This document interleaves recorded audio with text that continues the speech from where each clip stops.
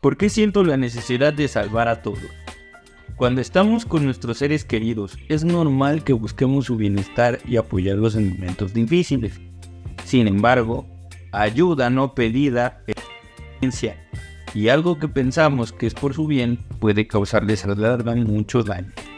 En este video te contaré sobre el síndrome del Salvador y cómo lo extrapolo al ámbito de la discapacidad. Esto es, ¿cómo me lo explico?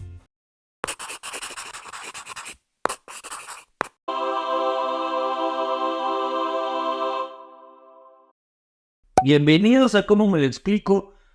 Un programa en donde respondo las preguntas que siempre le quisiste hacer a un psicólogo, pero nunca supiste a quién preguntarles. Y hoy quiero hablarles de algo que, spoiler alert, no es un síndrome. Pero seguramente sí lo has leído en portales de internet o lo has escuchado con tu amigo o tu amiga Pachamamer. Te amo, namaste. O lo que sea. Se llama síndrome del Salvador, pero acá lo conocemos como la sobrecarga del cuidador, a veces lo llaman como el trauma del sobreviviente, pero en psicología, o vamos a manejarlo en los términos que lo has escuchado, que es el síndrome del Salvador, y vamos a hablar de cómo esto puede llegar a convertirse en violencia. Pero primero hay que entender qué es el síndrome, o como a mí me gusta llamarlo, el complejo de Nemo o el complejo del Salvador.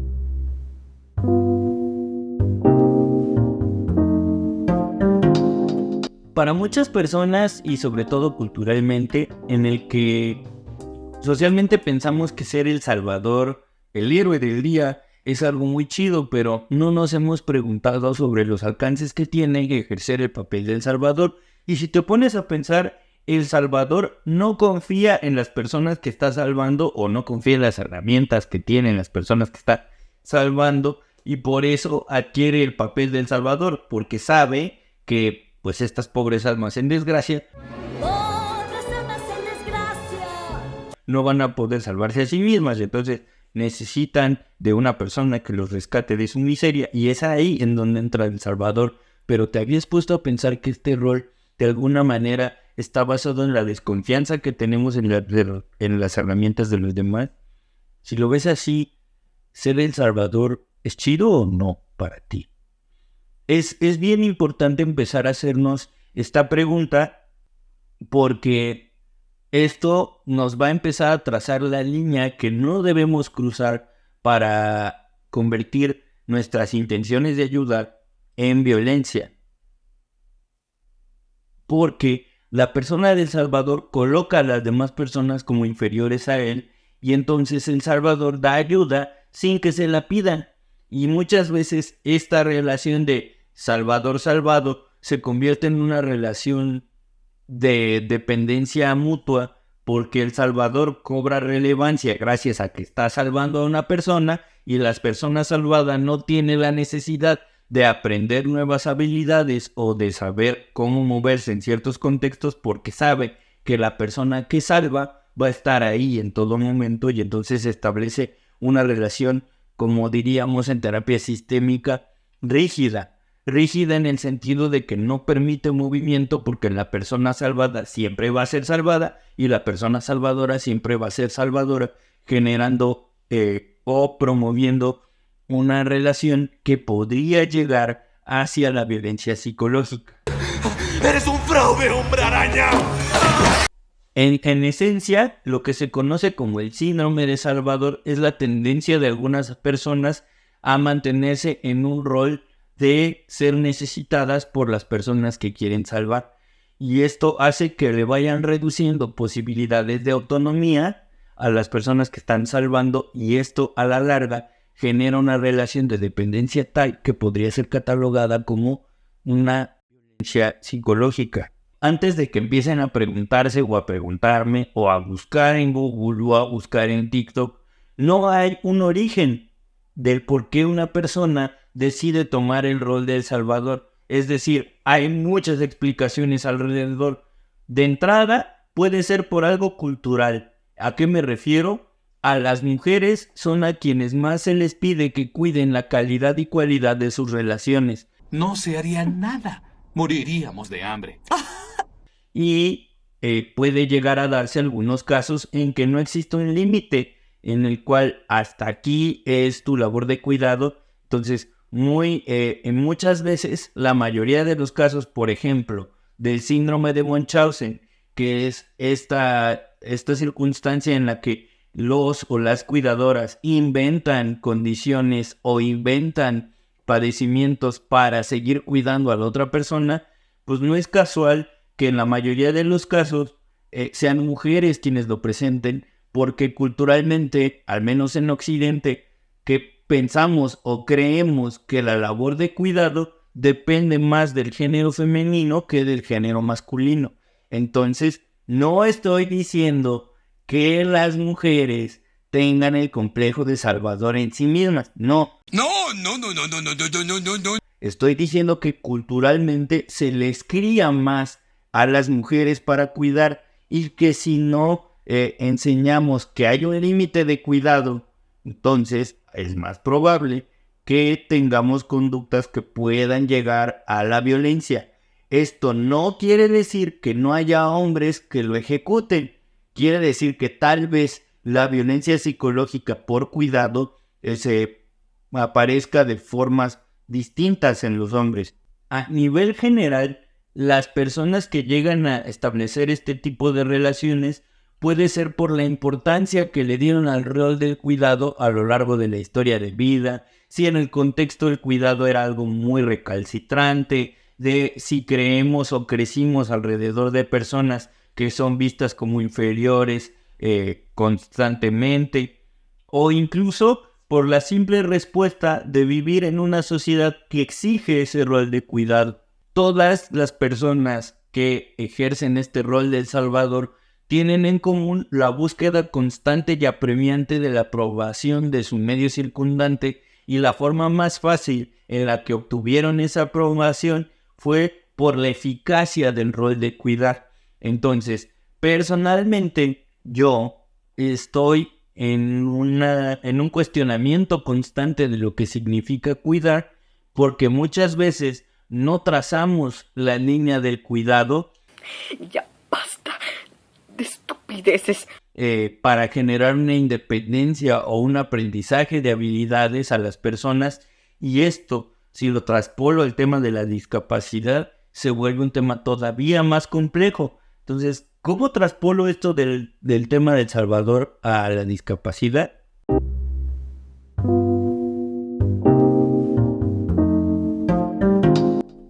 Perdón que me haya tardado tanto en hablar, pero es que la musiquita me gusta. El tema de cuidados y del síndrome o del complejo del Salvador, para mí se me hace más importante en el tema de la discapacidad por dos cuestiones. La primera es que es muy común entender que a las personas con discapacidad somos inferiores o no tenemos la capacidad de aprender ciertas habilidades que van a ayudar a mi autonomía o a mi autodeterminación. Para seguir adelante, creo que hay que distinguir entre dos cosas. ¿Qué es autonomía y qué es autodeterminación? La autonomía es que yo tenga la capacidad de satisfacer las necesidades por mí mismo.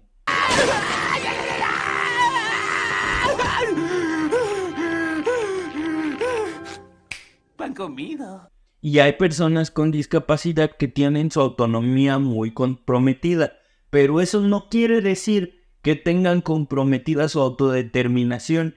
¿Qué es la autodeterminación? La capacidad que tengo yo para tomar decisiones al respecto de mi propia vida. Entonces, puede haber personas que no puedan satisfacer sus necesidades por ellas mismas, pero sí son capaces de decidir cómo, quién y de qué manera quieren ver satisfechas esas necesidades, tomando en cuenta que a las personas con discapacidad usualmente se nos ve como incapaces o poco autónomas, pero entendemos el sinónimo de una imposibilidad de autonomía como una imposibilidad de autodeterminación, cuando no son la misma cosa. No, fíjate que no. Y entonces, cuando yo no dejo que la autodeterminación de las personas se ejerza, estoy cayendo en este complejo de Salvador, porque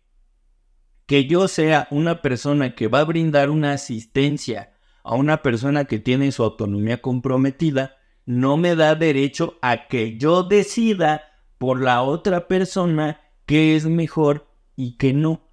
Cuando se cruza esta línea, estamos hablando ya de una especie de violencia psicológica, porque tendríamos que respetar o al menos enseñar a las personas que tengo a mi alrededor a utilizar todos los apoyos y ayudas necesarias para yo poder respetar mi autodeterminación y entender que lo que yo pienso es valioso, pero esta línea se cruza constantemente cuando hablamos de personas con discapacidad y entonces estamos en mayor riesgo de caer en violencia psicológica.